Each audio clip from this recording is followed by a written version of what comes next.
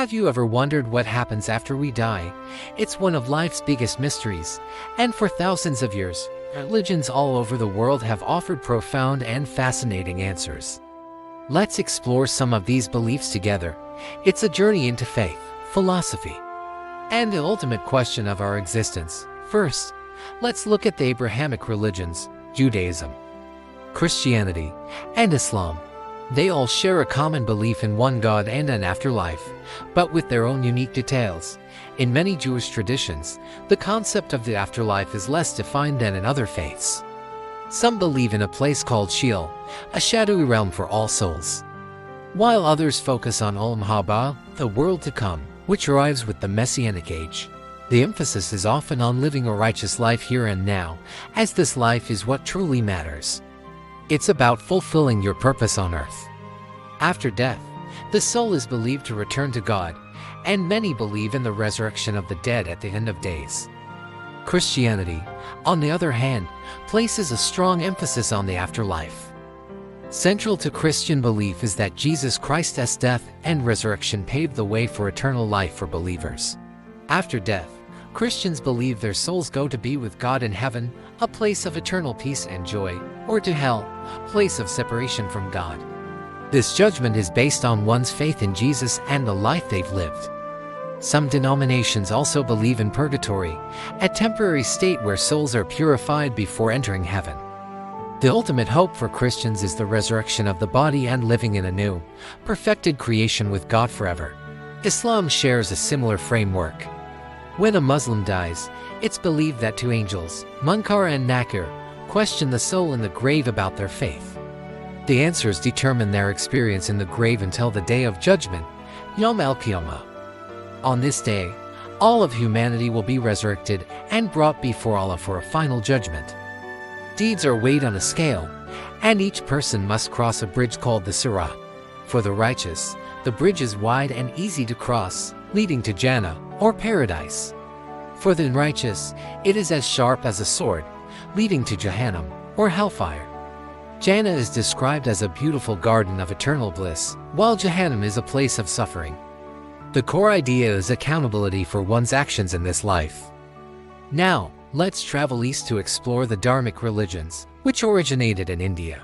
These faiths, including Hinduism and Buddhism, are based on the concepts of dharma, karma, and samsara, the cycle of death and rebirth. In Hinduism, the soul, or Atman, is eternal. It doesn't die with the body. Instead, it is reincarnated into a new life. This cycle of rebirth is called samsara.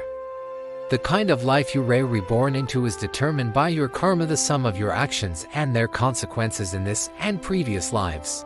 Good karma leads to a better life, while bad karma leads to a more difficult one. The ultimate goal for a Hindu is to achieve moksha, which is liberation from this endless cycle of reincarnation. Moksha is when the individual soul realizes its oneness with Brahman, the ultimate reality or universal spirit. There are different paths to achieve moksha, such as the path of knowledge, the path of devotion, or the path of selfless action. Buddhism, which emerged from the Hindu tradition, also believes in reincarnation and karma. However, Buddhism introduces the concept of anatta, or no self. This means there isn't a permanent and changing soul that transmigrates from one life to the next. Instead, what is reborn is a stream of consciousness, a bundle of energies and karmic tendencies. Like in Hinduism, the cycle of rebirth, samsara, is seen as a state of suffering. The ultimate goal for a Buddhist is to achieve nirvana, which literally means to extinguish. It's the extinguishing of the three fires of greed, hatred, and ignorance. Achieving nirvana means breaking free from the cycle of rebirth and ending all suffering.